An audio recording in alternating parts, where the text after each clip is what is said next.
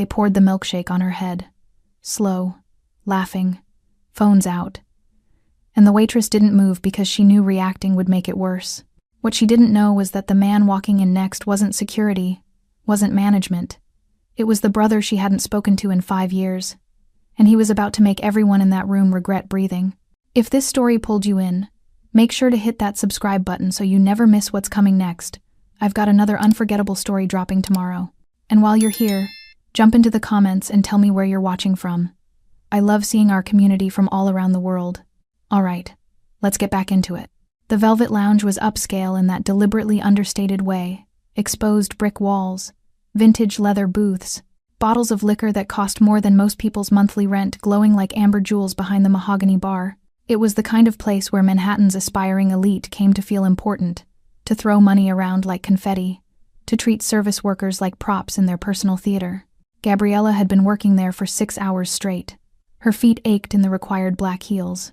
Her smile had worn thin somewhere around hour 4, but she'd kept it plastered on because she needed this job, needed the $200 this shift would bring, needed to stay invisible, stay far away from the life she'd abandoned 5 years ago. Table 7 had been trouble from the moment they'd walked in. 4 men in their 30s, suits expensive but worn with the carelessness of people who could replace them without thought. Their voices had grown progressively louder with each round of drinks, their laughter more aggressive, their eyes more predatory.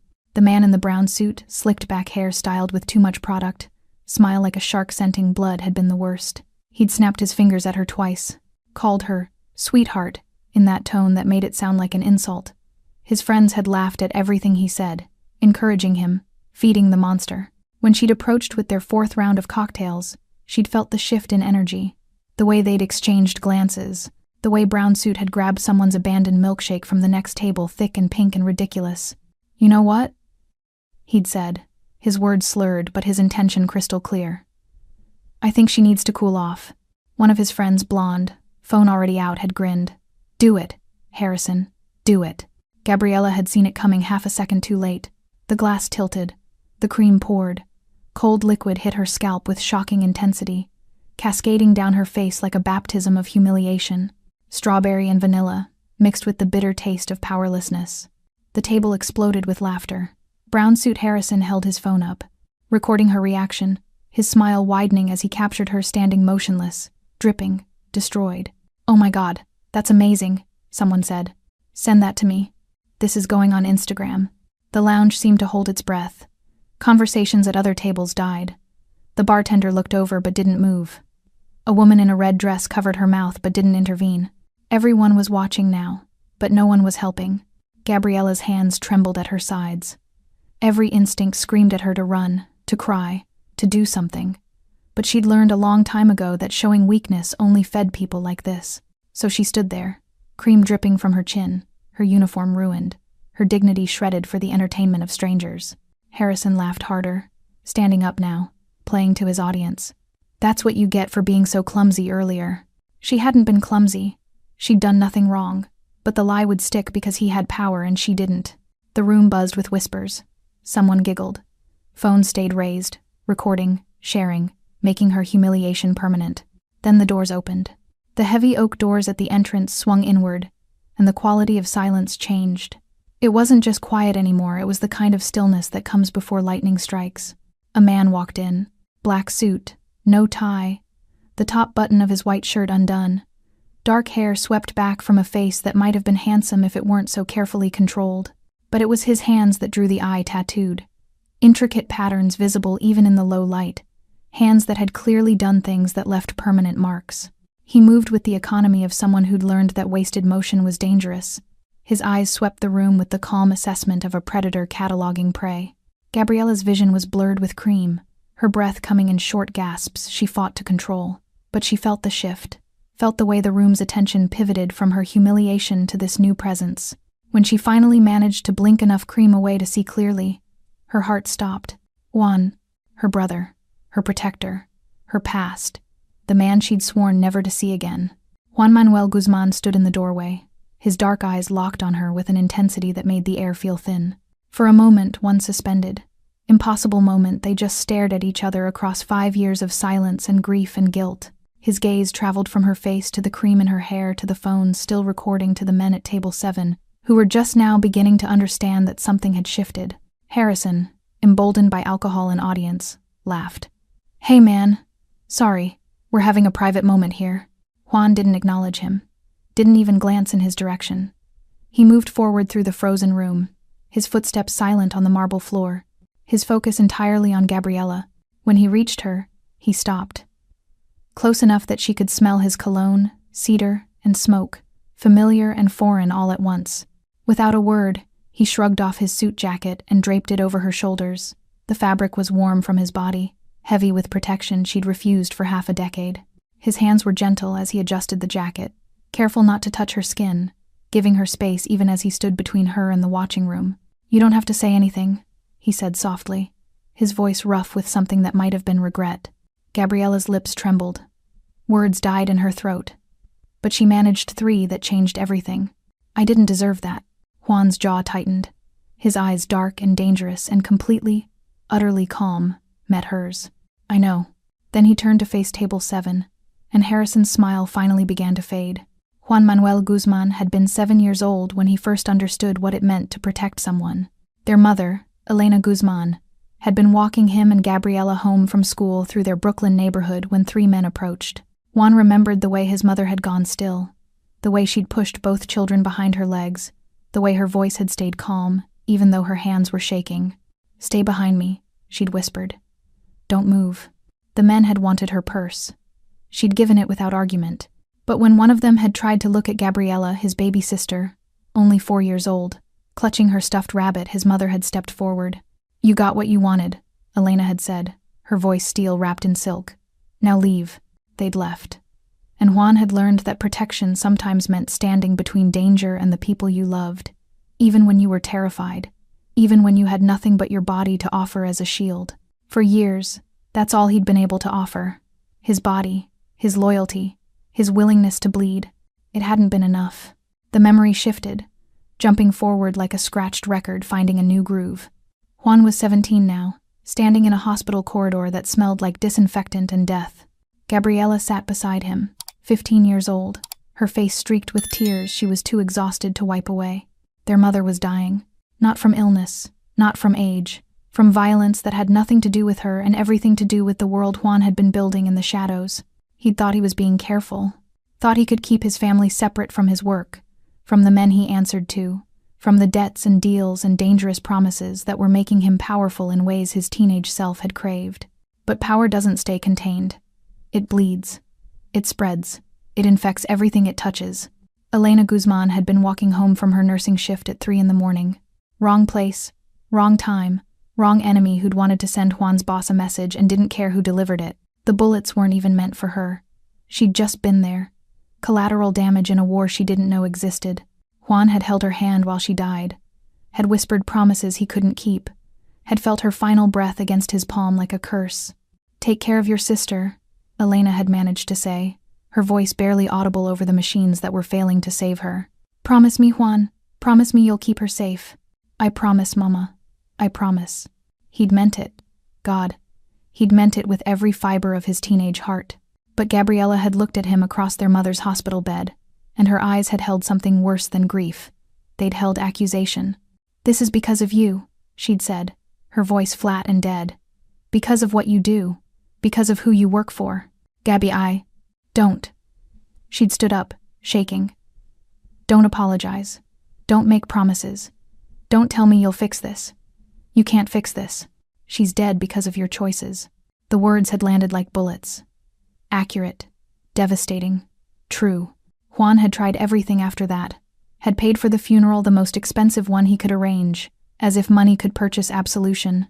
Had set up a trust fund for Gabriella's education.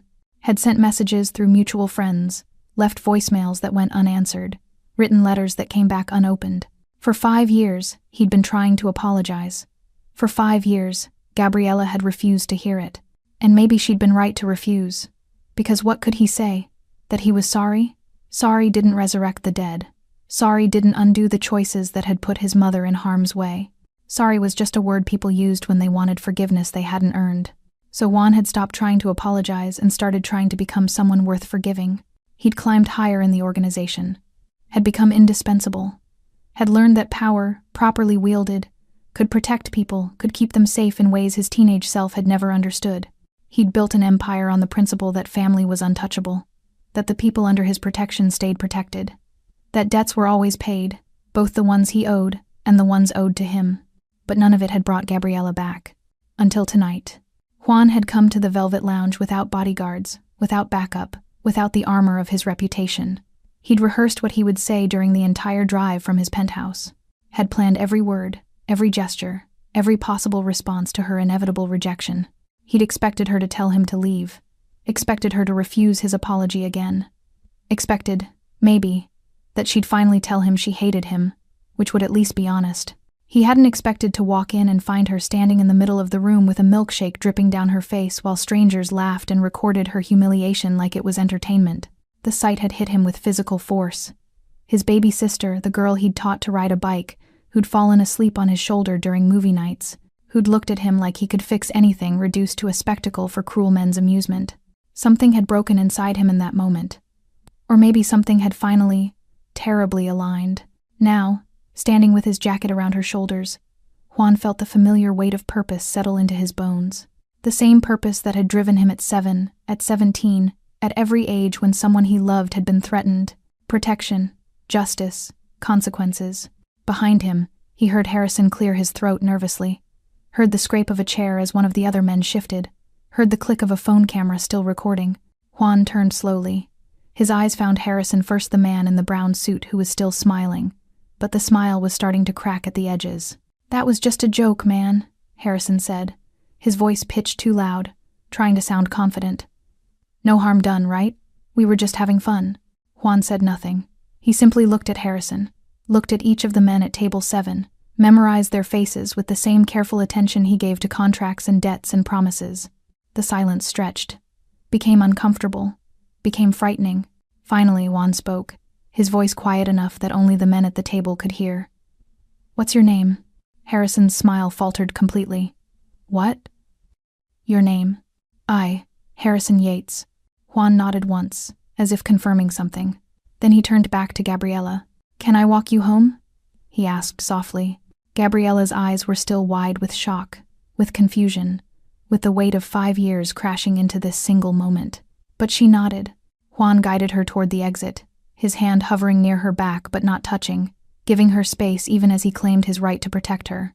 As they reached the door, Gabriella finally spoke, her voice barely a whisper. "Why were you here, Juan?" He paused, his hand on the door. When he answered, his voice carried the weight of 5 years of unanswered apologies. "I came to say I'm sorry. I came to beg you to forgive me." He glanced back at the table where 4 men sat frozen.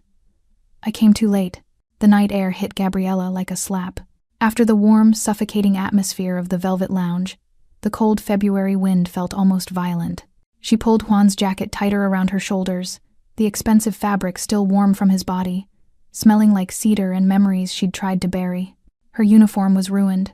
Cream had dried in sticky patches across her chest, her collar stiff and uncomfortable against her skin. Her hair hung in clumps, parts of it still wet, other parts hardening into grotesque sculptures. She could feel it cracking when she moved her head. Juan walked beside her, silent, his presence both familiar and alien. He'd always been tall, but now he seemed to take up more space, not physically larger, but dense with authority, with the weight of someone who'd become exactly what their mother had feared he would become. They walked 3 blocks before Gabriella found her voice. "How did you know where I worked?" Juan's jaw tightened. "I didn't. I was looking for you. I'd tried your old apartment, called people we used to know. Someone mentioned you might be in this neighborhood. The Velvet Lounge was the 5th place I checked tonight." 5th place. He'd been searching for her all evening. "Why?" The word came out harsher than she intended. "Why tonight? It's been 5 years, Juan. 5 years of nothing, and suddenly you're just here?" "Because I'm tired," he said simply. His voice was rough, honest in a way that made her chest ache. "Tired of waking up every morning knowing I destroyed us. Tired of seeing your face in crowds and realizing it's never actually you. Tired of being feared by everyone except the one person whose opinion ever mattered." Gabriella's breath caught. She wanted to stay angry. Anger was safer than the other emotions churning inside her. But his words landed with the weight of truth, and truth was harder to dismiss. They turned onto her street.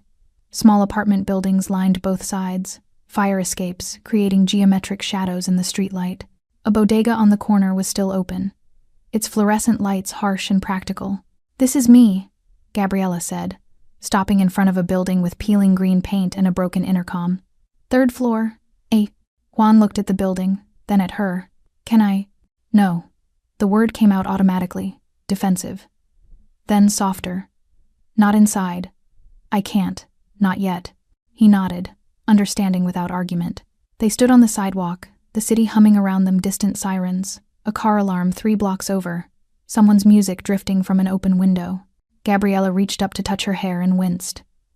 The cream had dried into a helmet, pulling at her scalp. She must look ridiculous, pathetic. Everything those men had wanted her to be. "I didn't deserve that." The words escaped before she could stop them, the same words she'd said in the lounge. But now they carried more weight, more history. Juan's eyes found hers, and in the streetlight she could see something dangerous flickering behind his carefully controlled expression. "I know," he said again. But this time he continued, "And they're going to learn that, soon." "Juan, I'm not asking your permission, Gabby." His voice was still quiet, but there was steel underneath. "I'm just telling you what's going to happen." Fear prickled along her spine. Not fear of him. Juan had never once made her afraid for herself. Fear for him. Fear of what he might do. Fear that the brother she'd loved was so far gone into his world that he couldn't see the difference between protection and destruction anymore. "What are you going to do?" she asked. Juan was silent for a long moment. Then, "Nothing you need to worry about.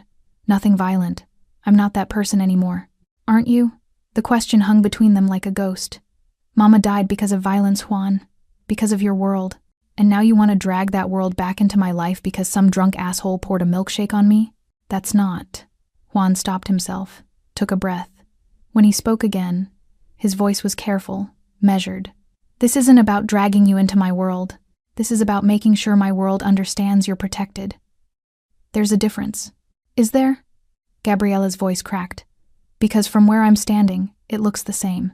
It looks like you using your power to solve problems with fear and consequences and whatever else you do now. And maybe those men deserve it. Maybe they're terrible people who've done terrible things.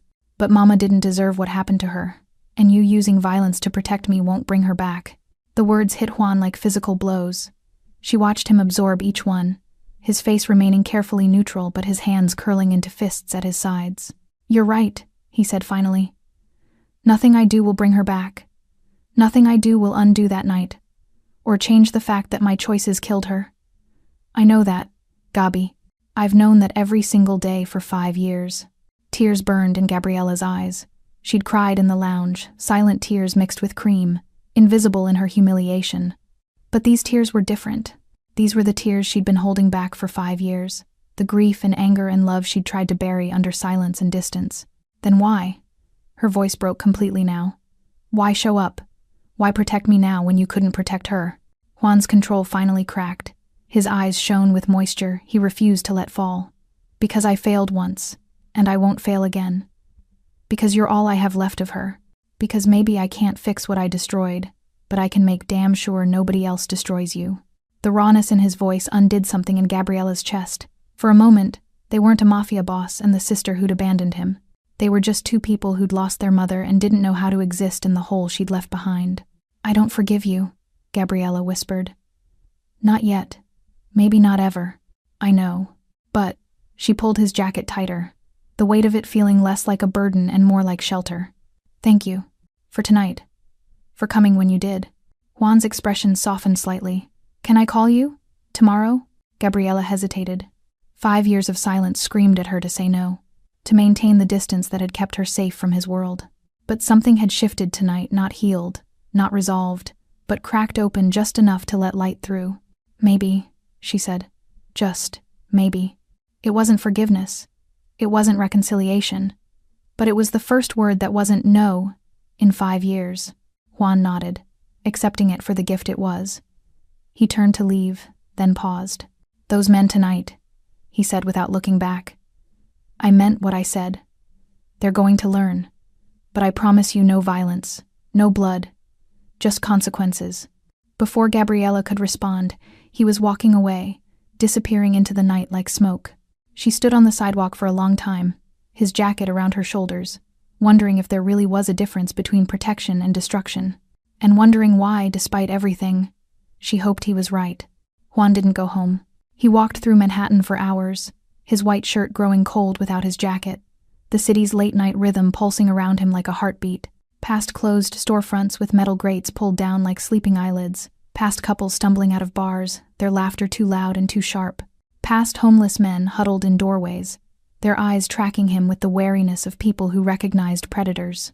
He'd rehearsed his apology for weeks, had written it down, crossed it out, rewritten it, had practiced in mirrors like some lovesick teenager preparing for a first date, had imagined every possible response Gabriella might give, prepared counter-arguments for each rejection, built bridges he'd hoped would span 5 years of silence.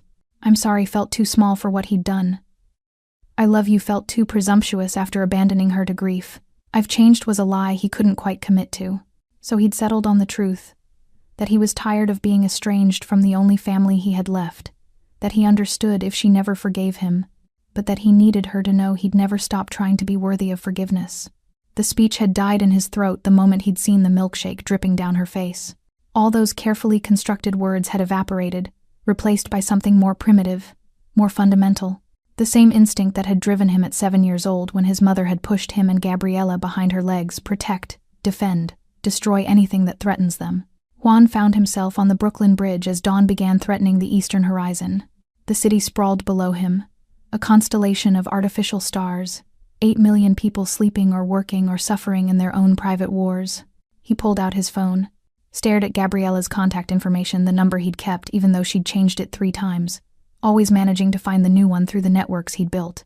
He'd never called, never crossed that line, just kept the number like a talisman, proof she still existed somewhere in the world. Now he scrolled past her name to a different contact. "It's early, boss," Rodrigo answered on the second ring, his voice alert despite the hour.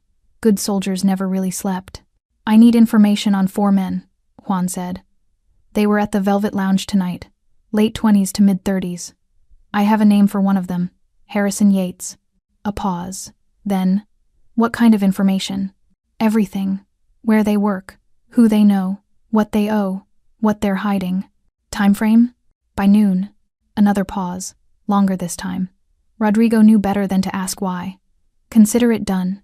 Juan hung up, stood watching the sunrise paint the sky in shades of pink and gold that reminded him of his mother's kitchen on Sunday mornings.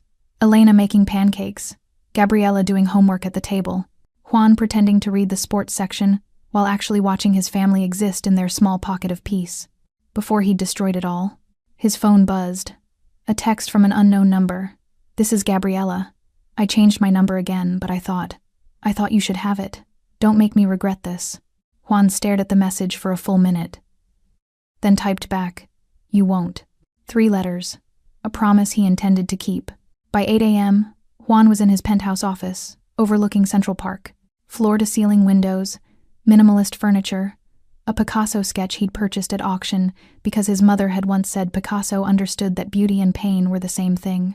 Rodrigo arrived at 9 with a manila folder thick enough to contain lives. "That was fast," Juan said. Rodrigo shrugged. "You'd be surprised what people document about themselves. Social media makes my job almost too easy." He dropped the folder on Juan's desk. "You want the summary or the deep dive?" "Summary first. Harrison Yates, 32, works at his father's investment firm Yates Capital Management. Spoiled, entitled, multiple complaints filed against him for workplace harassment that daddy's lawyers made disappear. His 3 friends from last night are similar profiles. Old money protecting new assholes." Rodrigo paused. "But here's where it gets interesting." Juan leaned forward. "Yates Capital manages several union pension funds, specifically construction unions. They're not doing it legally, skimming points, falsifying reports, the usual creative accounting that only works when nobody's watching." Rodrigo smiled coldly. "People are about to start watching." Juan flipped open the folder. Bank statements, email exchanges, photographs of meetings that should have been private. The machinery of corruption laid bare on glossy paper. "The other 3?" he asked. "One owns a nightclub that's been cited 12 times for code violations, but somehow keeps passing inspections. One runs a luxury car import business that's definitely not checking VIN numbers as carefully as they should. One's a lawyer who specializes in making DUIs disappear for wealthy clients, has a whole network of bribed court clerks. Juan absorbed this information, like a general studying a battlefield. Each man had built his life on systems that required looking the other way, required people in power choosing not to notice, required protection from consequences.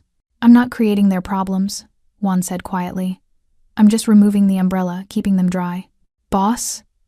Rodrigo's voice carried a note of concern. "This is about the waitress from last night, isn't it?" Juan's eyes snapped up. "She has a name, Gabriela, and she's my sister." Understanding dawned across Rodrigo's face. "The sister. The one you've been—" He stopped himself. "I didn't know she was working there." "Neither did I." Juan closed the folder. "Which is why those men thought they could humiliate her without consequence. They saw a waitress, someone powerless, someone whose dignity was negotiable entertainment. They didn't know she was a Guzman." "No," Juan's voice went cold. "But they're going to learn. Not through violence, not through fear, through the simple revelation that actions have consequences, and protection has to be earned." Rodrigo nodded slowly. "What do you need from me?" "Make copies of everything in this folder. Send one set to the Department of Labor anonymous tip about pension fund mismanagement. Send another to the State Liquor Authority about the nightclub. The car business gets reported to Customs. The lawyer gets his files forwarded to the Bar Association's Ethics Committee. Just like that, we burn them all?" "We don't burn anything," Juan corrected. "We just stop putting out their fires. Let nature take its course." Rodrigo left with the folder, and Juan was alone again with the sunrise and his phone and the weight of choices he couldn't unmake. His phone buzzed. "Gabriela, did you sleep?" Juan smiled despite everything. She was checking on him. After 5 years of silence, after everything, she was checking on him. "Not yet," he typed back. "But I will. You?" "A little. Had nightmares. The usual." Juan's chest tightened. "I'm sorry." 3 dots appeared, disappeared, appeared again. "Finally, I know you are. That's the problem. I know you mean it, and it still doesn't fix anything." "I know," Juan wrote. "But maybe we can start with something smaller than fixing everything." "Like what?" "Like coffee. Tomorrow.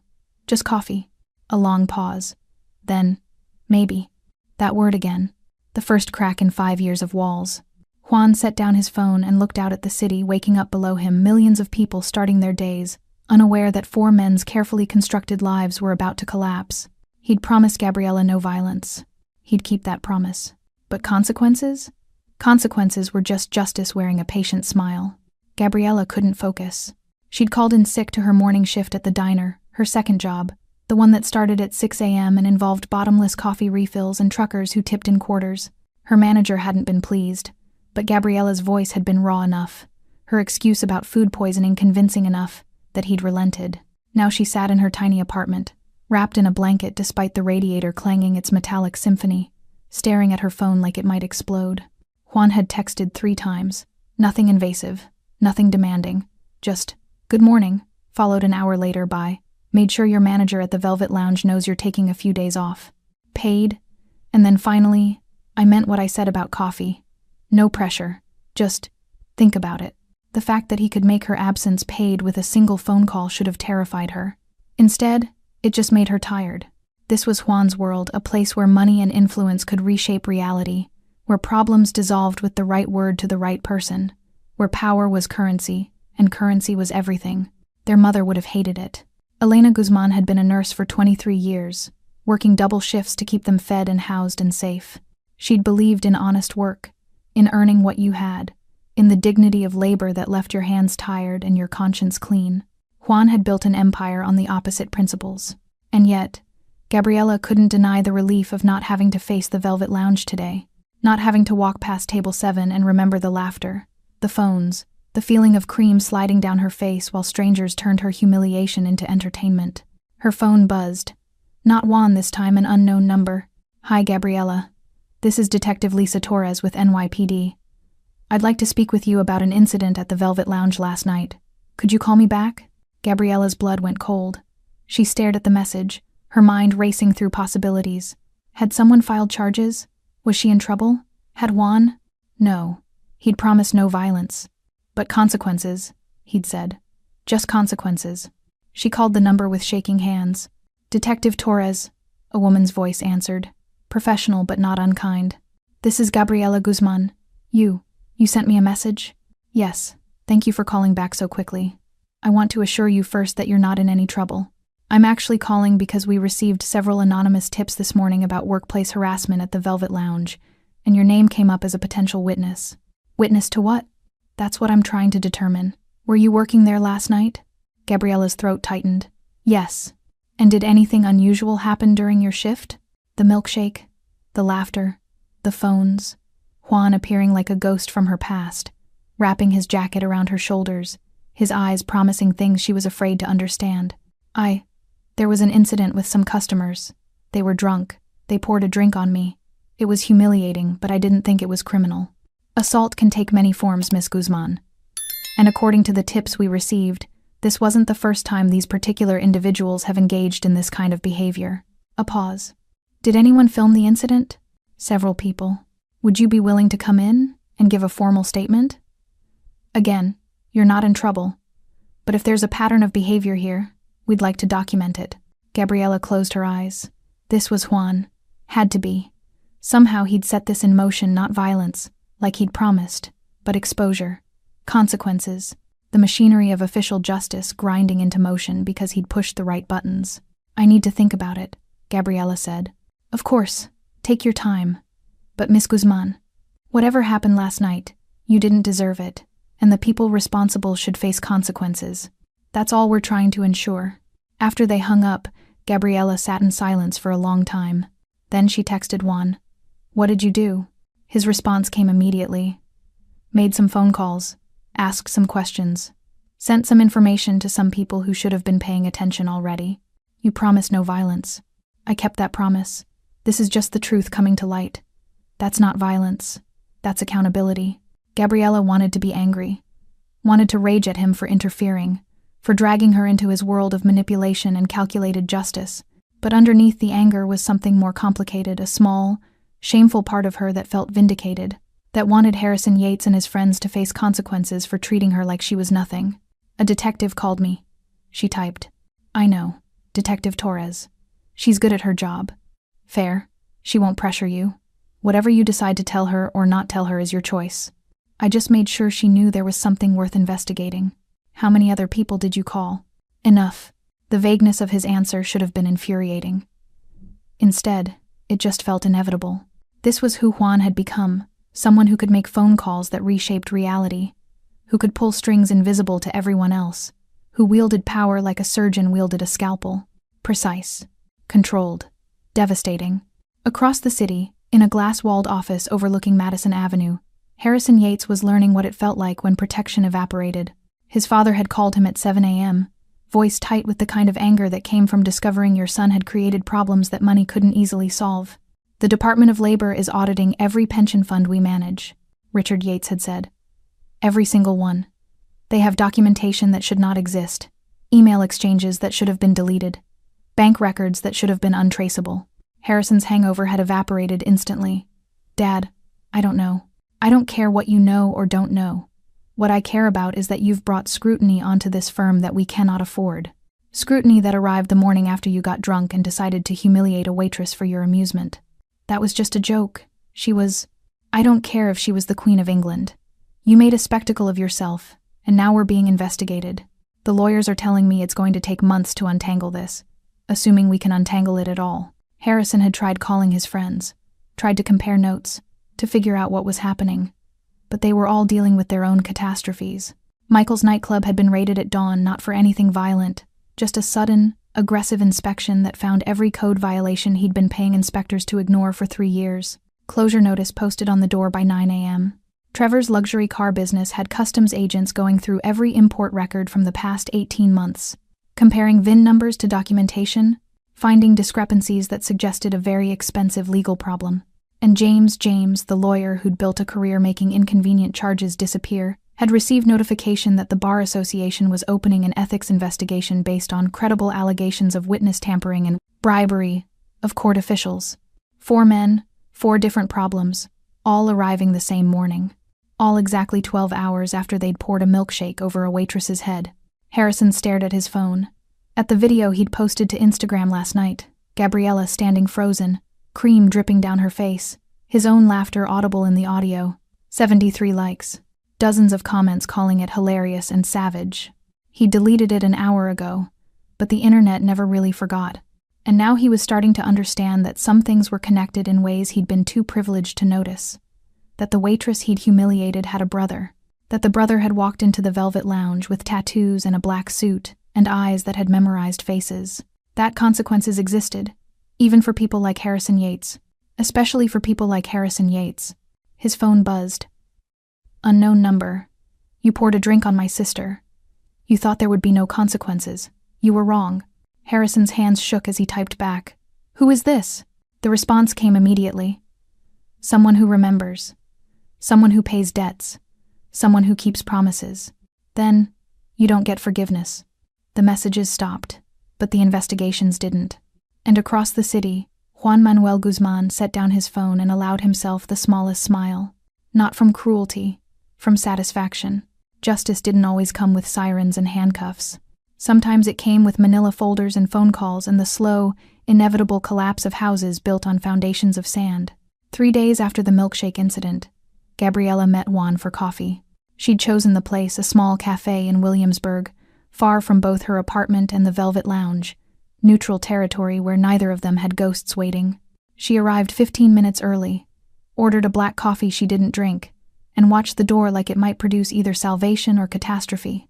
Juan appeared exactly on time, still in a suit, though this one was charcoal gray instead of black, still carrying himself with that careful control that made people unconsciously step aside. But when he saw her, something in his face softened just for a moment, just enough to remind her of the brother who'd taught her to tie her shoes. You came, he said, sliding into the chair across from her. I said maybe. Maybe turned into yes. I'll take it. He ordered an espresso from the passing waiter, then turned his full attention to her. How are you? The question was so simple, so normal, that it almost broke her. When was the last time someone had asked how she was and actually waited for a real answer? Confused, Gabriella admitted. Detective Torres called me twice more. She's very persistent. She's good at her job. The manager at the Velvet Lounge called too. Said corporate wants to meet with me about the incident. They sounded scared, Juan. Like they thought I was going to sue them or something. They should be scared. They have a liability problem and they're just now realizing it. Gabriella wrapped her hands around her coffee mug, absorbing its warmth. What exactly did you do? And don't give me vague answers about making phone calls. I need to understand. Juan leaned back, considering. When he spoke, his voice was measured, careful. Harrison Yates works for his father's investment firm. They manage union pension funds, construction workers, mostly. Blue-collar people who trust their retirement savings to men in suits who promise to protect them. Okay. Except the Yates family has been skimming those funds for years. Small amounts, hard to detect. But it adds up. Millions of dollars that should be going to workers' retirements are going to offshore accounts instead. Gabriella's stomach turned. And you, what? Reported them? I made sure the right people received information they should have had already. The Department of Labor doesn't need me to tell them how to do their job. They just needed to know where to look. You're saying they were already criminals. You just exposed them. Exactly. Juan's espresso arrived and he took a careful sip. Harrison's friends have similar problems. The nightclub owner has been bribing fire inspectors for years, actual safety violations that put people at risk. The car dealer has been importing stolen vehicles with false documentation. The lawyer has been bribing court clerks to make DUIs disappear. So you destroyed 4 men's lives because they humiliated me? No. Juan's voice sharpened. I removed the protection that was allowing 4 criminals to continue hurting people. There's a difference, Gabi. These men didn't suddenly become criminals because they poured a drink on you. They've always been criminals. They just thought they were untouchable. Gabriella wanted to argue, wanted to find the flaw in his logic, but the truth was complicated and uncomfortable. You're still using your power to punish them. That's still your world, Juan. That's still the thing that killed Mama. Juan flinched. The direct hit landed exactly as she'd intended. You're right, he said quietly. I am using power, but I'm trying to use it differently than I used to. Not for profit, not for territory, for accountability. Is that still wrong? I don't know, Gabriella's voice cracked. I don't know anymore. Part of me wants them to suffer for what they did, for making me feel small and powerless, and like my dignity was negotiable. But another part of me is terrified that this is just the beginning, That your world is swallowing mine again. It's not. I promise you. This ends with them facing consequences for things they actually did. I'm not framing anyone. I'm not creating evidence. I'm just making sure the evidence that already exists gets seen by people who can do something about it. Before Gabriella could respond, her phone buzzed. A news alert. Yates Capital Management under federal investigation for pension fund fraud. She showed Juan the screen. He read it without expression. That was fast, Gabriella said. The Department of Labor moves quickly when they have solid evidence. And they have very solid evidence. Because you gave it to them. Because Harrison Yates documented his own crimes in emails and text messages. I just pointed the investigators toward the documentation. Gabriella set down her phone. Around them, the cafe hummed with normal life students on laptops, couples sharing pastries, a woman reading a novel in the corner, people living in a world where milkshakes were just desserts and consequences were abstract concepts. What happens to them now? She asked. Legally, investigations, audits, probably indictments. Harrison's father will hire expensive lawyers, try to shift blame, maybe succeed partially. The others will face their own reckonings. Michael's nightclub is closed pending a full safety review, which it won't pass. Trevor's car business is being investigated by Customs and the FBI. James is looking at disbarment and possible criminal charges. And you're okay with that? With destroying their lives? Juan's eyes met hers, dark and certain. They destroyed their own lives through their choices. I just made sure those choices caught up with them. And yes, Gabby, I'm okay with that. Because people like them think service workers are disposable. Think consequences are for poor people. Think money makes them untouchable. He paused. They needed to learn they were wrong. Gabriella absorbed this. The logic was sound, even if the methods made her uncomfortable. Harrison Yates and his friends had been criminals hiding behind wealth and privilege. Juan had just torn away the curtain. But there was something else. Something in Juan's voice that made her realize this wasn't just about her. This isn't only about the milkshake, is it? She asked quietly. Juan's jaw tightened. No. It's about every person they've humiliated, every inspector they've bribed, every worker whose pension they've stolen, every safety violation that could have killed someone. The milkshake was just the moment I happened to see it. The moment you happened to see them hurt your sister. Yes, he admitted. That's what made it personal. But it's not what makes it right. What makes it right is that they're actually guilty. I'm not manufacturing justice, Gaby. I'm just facilitating it. Gabriella wanted to believe him. Wanted to believe there was a meaningful difference between vengeance and accountability. Maybe there was. Maybe Juan had found a way to use his power that their mother wouldn't have completely hated. Or maybe she was just rationalizing because part of her wanted Harrison Yates to suffer. The detective wants me to give a statement, Gabriella said. About the milkshake. About Harrison. What are you going to do? I don't know yet. What would you do? Juan smiled sadly. I'm the wrong person to ask. I'm biased. Whatever you decide, I'll support it. If you want to press charges, I'll make sure you have the best lawyer. If you want to walk away and never think about it again, I'll respect that too. Will the investigation stop if I don't cooperate?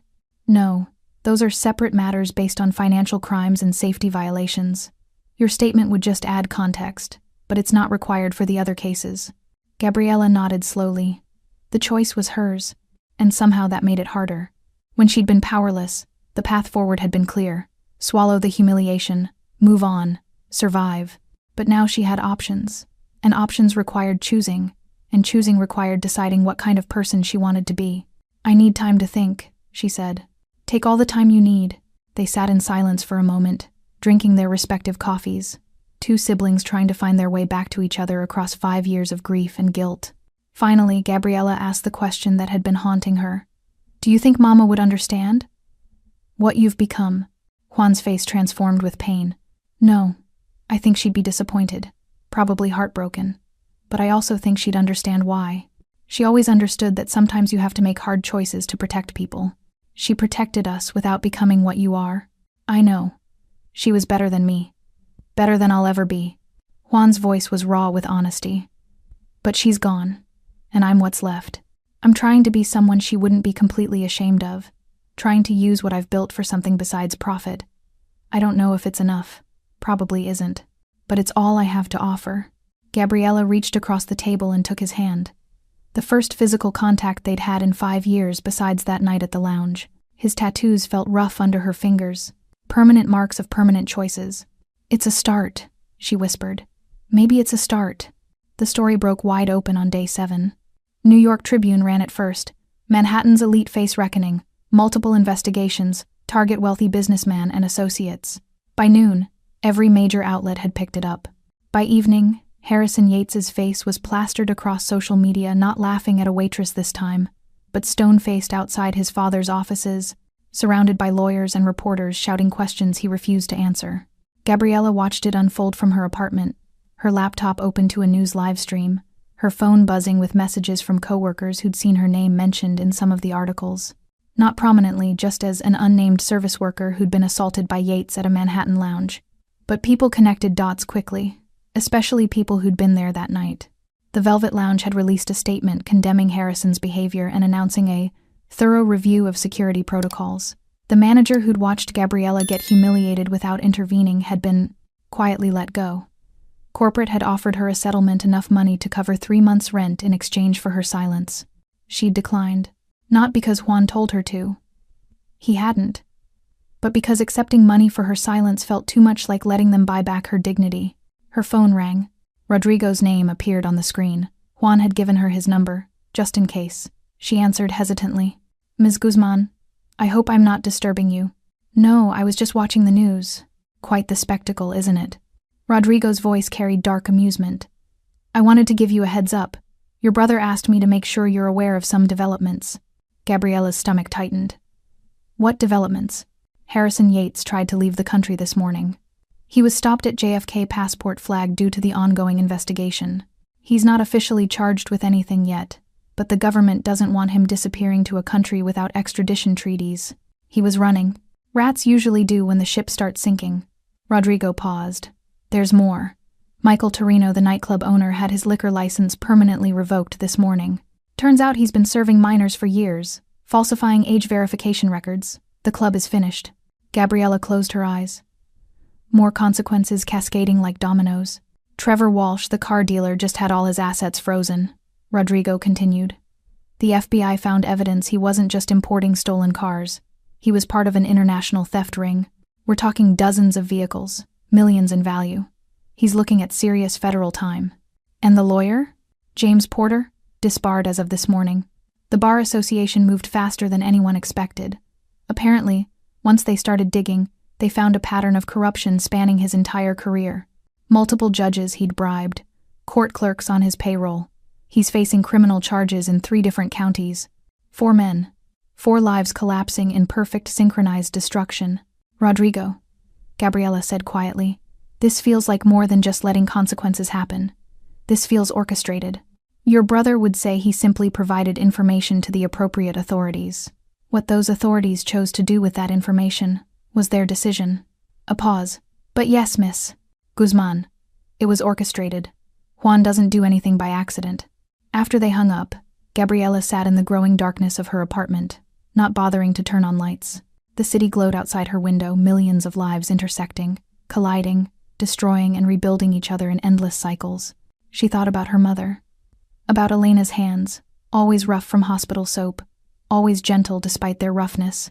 About the way she'd taught Gabriella that power didn't come from money or fear, but from knowing who you were and refusing to compromise that knowledge. Juan had compromised everything, had built power on foundations their mother would have rejected. But he was trying, however imperfectly, to use that power differently now. Was that redemption? Or just guilt wearing a more attractive mask? Her phone buzzed again. Juan this time. Can I come over? I know it's late, but I think we should talk. Gabriella stared at the message. For 5 years, she'd kept him out of her physical space, maintained the last boundary between his world and hers. Letting him in felt dangerous, permanent. But maybe that's what healing required. Danger, permanence. The willingness to let the past exist in the present, instead of pretending they could stay separated forever. 3rd floor, apartment 3C, she typed back. He arrived 20 minutes later. No suit this time, just jeans and a black shirt, tattoos fully visible on his forearms, looking more like the brother she remembered, and less like the legend he'd become. Gabriella let him in without speaking. Her apartment was small, shabby, honest. Everything Juan's penthouse probably wasn't. Secondhand furniture. Books stacked on the floor because she didn't have enough shelves. A kitchen with mismatched dishes and a refrigerator covered in takeout menus. Nice place, Juan said, and it didn't sound sarcastic. It's mine. That matters. He nodded, understanding. Can we sit? They sat at her small kitchen table, the same table where she'd eaten breakfast alone for 5 years, and Juan finally said what he'd come to say. The news is everywhere now.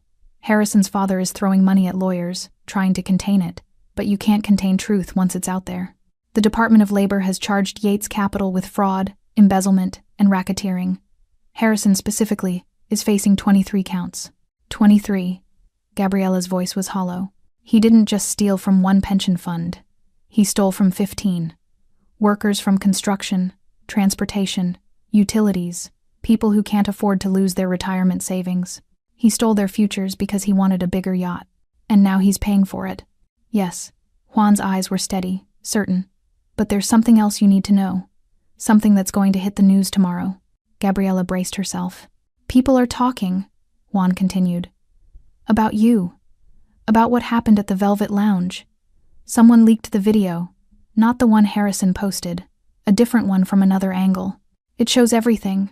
The milkshake, your face, the laughter, and then me walking in. Gabriella's blood went cold. Juan. It's going viral. People are calling it Karma's brother and Mafia justice. His voice was tight. They're connecting you to me. They're figuring out who I am. What I do. Meaning what? Meaning the city is starting to remember the name Guzman, and they're learning what happens when you hurt a Guzman. Gabriella stood abruptly, pacing her small kitchen.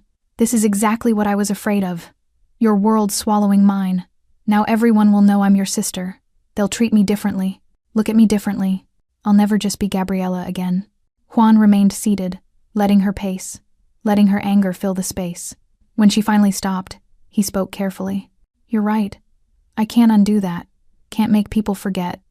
But maybe that's not entirely bad. How is people knowing I'm connected to a mafia boss not bad? Because people also know now that you're protected, that you're not someone they can humiliate without consequences. Is that really worse than being invisible? Gabriella wanted to argue, but the question hit deeper than she expected. For years, she'd cultivated invisibility, believing it kept her safe. But invisibility meant people could pour milkshakes on her head without fear, meant her dignity was negotiable. Maybe visibility, even dangerous visibility, was a different kind of safety. The video shows me walking in, Juan continued. Shows me giving you my jacket. Shows me looking at Harrison like I'm memorizing him. People are calling it the look of death. He smiled grimly. They're not entirely wrong. You promised no violence. And I kept that promise. But I never promised not to let people understand what it means to cross the Guzman family. Gabriella sank back into her chair. So what happens now? Now? The investigations continue. The charges multiply. And the city learns a quiet rule that's been forgotten. Some families remember. Some families protect their own. And some debts always get paid. Even 5 years later. Especially 5 years later. Juan's voice softened. I failed you once, Gabi. Failed to protect you from grief, from loss, from my own choices. I won't fail again. And anyone who hurts you will learn what I've spent 5 years building the power to teach them. It should have terrified her. Maybe it did. A little. But underneath the fear was something else, something that felt dangerously like relief. She wasn't alone anymore. Wasn't invisible. Wasn't powerless. She was a Guzman. And the city was remembering what that meant. Harrison Yates requested the meeting on day 12. His lawyer made the call to a number that shouldn't have existed, to a man who shouldn't have been reachable, asking for 15 minutes of Juan Manuel Guzman's time. The desperation in the request was palpable even through professional language and legal jargon. Juan agreed immediately. He chose the location, a private room in a restaurant he owned in Tribeca. Upscale but not ostentatious. The kind of place where quiet conversations happened and nobody asked questions. Rodrigo wanted to come as security. Juan refused. This isn't a negotiation, he told Rodrigo. It's a reckoning. I don't need backup for that. Gabriella had asked him not to do anything he'd regret. He'd promised he wouldn't. But regret was subjective, and justice had its own requirements. Harrison arrived exactly on time, flanked by his lawyer, an older man with silver hair and expensive cologne, who'd probably defended plenty of monsters. But even he looked uncertain as they were led to the private room where Juan waited. Juan sat at the head of a table set for 3, though no food had been ordered. The room was small, windowless, soundproofed. Whatever was said here would stay here. Harrison looked different than he had at the Velvet Lounge. The arrogance had been stripped away, leaving something raw and frightened underneath. His suit was still expensive but wrinkled, like he'd slept in it. Dark circles shadowed his eyes. "Mr. Guzman," the lawyer began. "We appreciate you taking this meeting." Juan held up one hand. The lawyer stopped mid-sentence. "You can leave," Juan said to the lawyer. "This conversation is between me and Mr. Yates. I don't care what you think. This is my restaurant, my meeting, my terms." Juan's voice remained quiet, conversational. "You can wait outside or you can leave entirely, but you're not staying in this room." The lawyer looked at Harrison, who nodded weakly. After a moment's hesitation, the lawyer left, closing the door with a soft click that sounded like a cell door locking. Juan and Harrison sat in silence for a long moment. Harrison's hands trembled on the table. He tried to hide it by clasping them together. "I know who you are now," Harrison said finally. "I know what you are. I know that Waitress Gabriella is your sister." "Good. That means we can skip the introductions. I came here to apologize, to beg for you to call off whatever you've done. My father's firm is collapsing. My friends' lives are destroyed. The federal charges alone could put me away for 20 years. Harrison's voice cracked. "Please. I made a mistake. I was drunk. I didn't know who she was." Juan leaned back in his chair, studying Harrison like an entomologist examining an insect. "You think that matters? That you didn't know who she was?" "I just meant, you meant that if you'd known she had protection, you wouldn't have humiliated her. That her dignity only mattered if she was connected to someone powerful." Juan's voice hardened. "That's exactly the problem, Mr. Yates. You think consequences are negotiable based on who people know. That's not what You poured a milkshake on my sister's head. Slowly, deliberately, while your friends filmed it for entertainment. You turned her humiliation into content." Juan leaned forward. "But here's what you still don't understand. Even if she wasn't my sister, even if she had no one, what you did was still wrong. The consequences would still be deserved." "I'm sorry," Harrison whispered. "I'm so sorry." "Are you sorry for what you did? Or sorry that it caught up with you?" Harrison didn't answer. Couldn't answer. Because they both knew the truth. Juan continued, his voice measured and precise. 5 years ago, my mother died. She was a nurse, worked double shifts, never hurt anyone in her life. She died because of my world, my choices, my failures. I've spent 5 years trying to figure out how to live with that guilt. I don't understand what that has to. My sister blamed me, rightfully. She walked away from me because loving me meant accepting the violence that my life created. She chose safety over family. She chose to be invisible because visibility in my world gets people killed." Juan's hands were perfectly still on the table, but his eyes burned with something cold and absolute. "Then you came along. You saw a woman you thought was powerless, invisible, someone whose dignity didn't matter, and you destroyed it for fun. Mr. Guzman, please. I buried my mother because of violence I caused. I lost my sister because of the world I built. I've spent 5 years learning that some debts can never be repaid, that some apologies mean nothing, that guilt doesn't grant absolution." Juan's voice dropped to barely above a whisper. "You poured a drink on my sister and laughed. You filmed her humiliation and shared it. You treated her like she was nothing. I know. And You don't get forgiveness, Mr. Yates. You don't get to apologize your way out of consequences. You stole from workers' pension funds. You helped your friends hide their crimes. You built your life on the assumption that wealth meant immunity." Juan stood slowly. "The federal charges against you are real. The evidence is real. The consequences are real. I didn't create your crimes. I just made sure they couldn't stay hidden anymore." Harrison was crying now, silent tears streaming down his face. "What do you want from me?" "Nothing. I don't want anything from you. I wanted you to understand that actions have consequences, that people you consider beneath you are still people, that my sister's dignity mattered whether I walked through that door or not." Juan moved toward the exit, then paused with his hand on the doorknob. "In 3 days, you'll be formally indicted on 23 federal counts. Your lawyer will tell you to take a plea deal. I recommend you listen to him, because if this goes to trial, more evidence will surface. Evidence that makes what you're facing now look merciful." "How do you know that?" Juan smiled the same polite smile he'd given Harrison at the Velvet Lounge, the smile that had become legend in the days since. "Because I always know. Because people who hurt my family don't get to control how their story ends. because the city remembers now. He opened the door. The city remembers the name Guzman, and they remember that we protect our own. Juan left Harrison sitting alone in the soundproofed room, crying into his expensive suit, finally understanding that some consequences couldn't be bought off, negotiated away, or apologized into forgiveness. Outside, Rodrigo waited with the car. "How did it go?" he asked. Juan slid into the back seat, suddenly exhausted. He asked for forgiveness. I told him no. "Good. Is it?" Juan stared out the window at the city rushing past. "I kept my promise to Gabi. No violence, just truth and consequences. But I still feel like I'm becoming exactly what Mama feared I'd become." Rodrigo was quiet for a moment. Then, "Your mother feared you'd become someone who hurt innocent people for power. You just became someone who hurts guilty people for justice. Maybe that's different enough to matter." Juan hoped so. God, he hoped so. But hope and certainty were different things. And certainty was what the Guzman family dealt in now. Gabriela stood outside the police precinct for 15 minutes before finally walking through the doors. Detective Torres had been patient, had told her there was no pressure, had emphasized repeatedly that giving a statement was Gabriela's choice. But the video had gone viral, millions of views, endless commentary, strangers dissecting her humiliation frame by frame, and silence felt less like safety and more like surrender. She'd told Juan she was coming. He'd offered to accompany her. She'd declined. Some things had to be done alone, and reclaiming her voice was one of them. The precinct smelled like coffee and old paperwork. Detective Torres met her in the lobby, a woman in her 40s with kind eyes and the posture of someone who'd seen too much but refused to become cynical. "Ms. Guzman, thank you for coming in." They sat in a small interview room. A recorder on the table, a box of tissues within reach.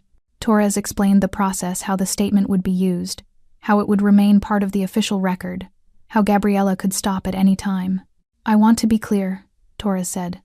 "The federal charges against Harrison Yates don't depend on your statement. Those are based on financial crimes. But if you want to file assault charges for what happened at the Velvet Lounge, your testimony would be important." "Would it matter?" Gabriela asked. "Would it actually change anything?" "It would add context. It would show a pattern of behavior. And it would put on record that what happened to you was wrong, regardless of any other charges." Gabriela thought about her mother. About Elena's voice, always steady, always insisting that speaking truth mattered even when truth was uncomfortable. About the way she'd taught Gabriela that silence protected abusers more than victims. "Okay," Gabriela said. "I'll tell you what happened." She spoke for 40 minutes. Described the Velvet Lounge, the men at table 7, Harrison's smile as he tilted the milkshake, the cold liquid hitting her scalp, the laughter, the phones, the feeling of being reduced to entertainment, to a joke, to nothing. Torres listened without interrupting, occasionally making notes, her expression carefully neutral but her eyes reflecting something that looked like anger. When Gabriela finished, Torres stopped the recorder. "That's assault," she said simply. "What he did to you is legally assault. You have every right to press charges. Will he face additional consequences? Hard to say. With the federal charges he's already facing, a misdemeanor assault charge might seem minor, but it would be on his record, and it would be official acknowledgement that what he did was criminal, not just rude." Gabriela considered this. The practical part of her brain said Harrison was already facing 20 years in federal prison. Adding a misdemeanor charge was meaningless. But another part, the part that still felt cream drying in her hair, wanted official recognition that her dignity had mattered. "I want to press charges," she said. Torres nodded, unsurprised. "I'll start the paperwork. You'll need to come back to sign the formal complaint, probably next week." As Gabriela stood to leave, Torres added, "For what it's worth, I've been doing this job for 18 years. I've seen a lot of powerful men get away with a lot of terrible things because their victims were too afraid or too tired to fight back. What you're doing matters, not just for you, for everyone who's ever been treated like they don't matter." Gabriela's throat tightened. "My brother says consequences should be inevitable, not negotiable." "Your brother sounds like he understands justice better than most lawyers I know." Outside the precinct, Gabriela found Juan waiting despite her telling him not to come. He leaned against a car Rodrigo was driving, hands in his pockets, looking almost nervous. "You didn't have to wait," Gabriela said. "I know, but I wanted to be here when you came out. Wanted you to know you weren't alone. I pressed charges. Assault. Detective Torres says it probably won't add much to what Harrison's already facing, but it felt important." Juan smiled genuine warmth, not the dangerous smile he'd worn in the Velvet Lounge. It is important. It's you taking your power back. That matters more than any federal charge. They stood in the afternoon sunlight, the city flowing around them like water around stones. Juan, Gabriela said carefully, when this is all over, when Harrison is sentenced and the investigations close, what happens to us? What do you want to happen? She'd been thinking about this for days. About whether healing meant separation or connection, whether forgiveness required forgetting, whether they could be family again without pretending the past hadn't happened. I want to try, she said finally. Not to go back to how things were, we can't do that, but to figure out what we can be now, if that's possible. Juan's expression transformed with something that looked like hope fighting through grief. I'd like that. I'd like that more than anything. I still don't forgive you for Mama. I don't know if I ever will. I know. But I'm starting to understand that you're trying, that you've been trying, and maybe that's enough to build on. Juan pulled her into a hug, the first real embrace they'd shared in 5 years. Gabriela stiffened initially, then slowly relaxed into it, letting herself remember what it felt like to be protected by someone who loved her. I'll keep trying, Juan whispered into her hair. Every day, I'll keep trying to be someone she wouldn't be completely ashamed of. She'd hate what you've become, Gabriela said honestly, but I think she'd understand why. And maybe that's something. They separated, and Gabriela wiped tears from her eyes. Crying in front of Juan felt dangerous, vulnerable, but also necessary. Healing required breaking open before it could build back stronger. Do you want to get dinner? Juan asked. Just us. Somewhere quiet. We could talk about something other than revenge and consequences and federal charges. Gabriela laughed, the first real laugh she'd managed in days. Like what? The weather? I was thinking more like memories, good ones, before everything got complicated. Everything was always complicated, Juan. We just didn't realize it yet. Fair point. But there were good moments too. Mama making pancakes on Sundays. You teaching me how to braid hair for your dolls. Me teaching you how to throw a punch when that kid in 7th grade wouldn't leave you alone. Gabriela smiled despite herself. You taught me terrible punching technique. I almost broke my thumb.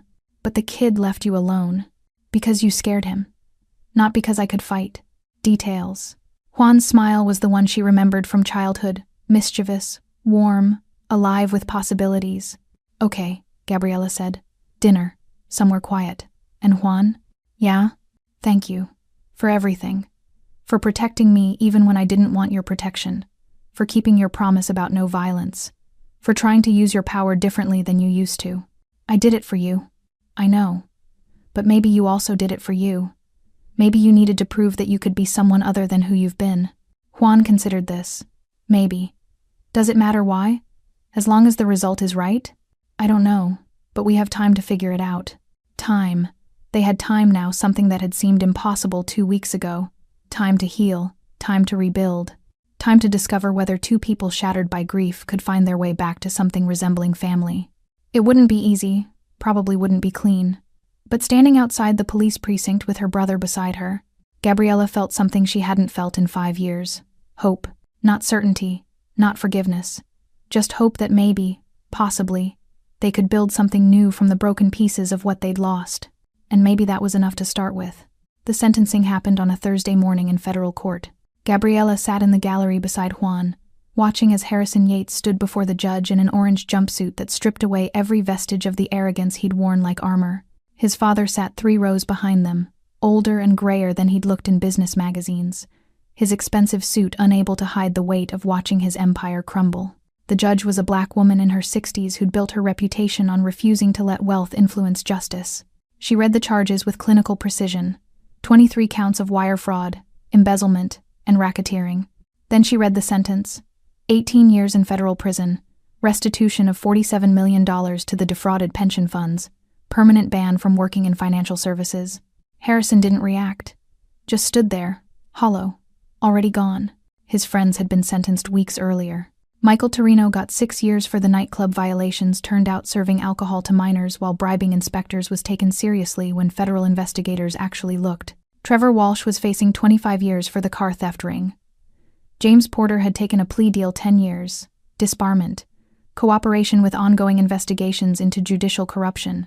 4 men who'd thought consequences were negotiable had learned differently.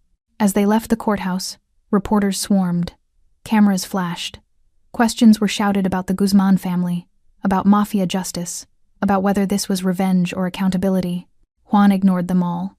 He simply kept walking, one hand hovering near Gabriella's back, protective but not controlling, present but not possessive.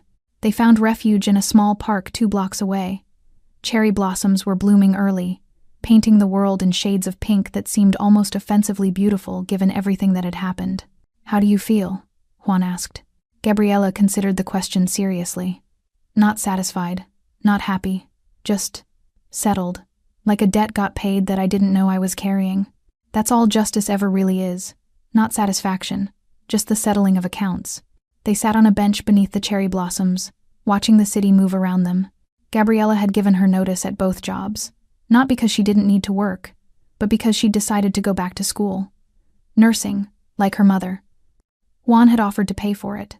She'd accepted, but only as a loan she intended to repay. Some gifts were too tangled to refuse, but some boundaries still mattered. "The video's still out there," Gabriella said. "Millions of people saw me at my worst moment. That doesn't go away just because Harrison got sentenced. No. But now when people see it, they also see what came after. They see that actions have consequences, that dignity matters, that the Guzman name means protection, not just power." Gabriella looked at her brother, really looked at him.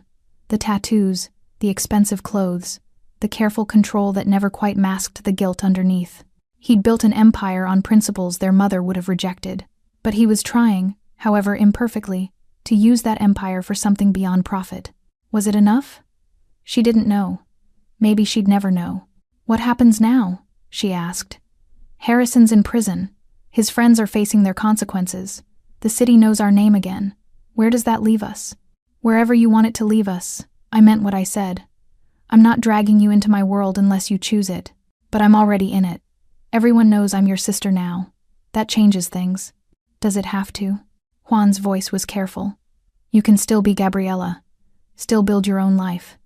Still make choices that have nothing to do with me. Being protected doesn't mean being controlled." "You really believe that?" "I have to. Because if I don't, then everything I've built just becomes another cage.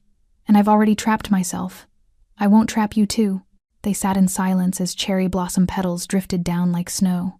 Gabriella thought about her mother, about Elena's hands and voice and the way she'd insisted that family meant protection without possession, love without ownership, sacrifice without resentment. Juan had failed at that once, was failing less now. Maybe that was growth. Maybe that was enough. "I'm going to visit Mama's grave tomorrow," Gabriella said. "Want to come?" Juan's breath caught. They hadn't visited together since the funeral hadn't been able to stand in the same space where their grief lived without tearing each other apart. "I'd like that," he said quietly. "I'd like that a lot. I can't promise I won't be angry when we're there. Can't promise I won't blame you all over again. I know. I deserve that. But maybe we need to stand there together.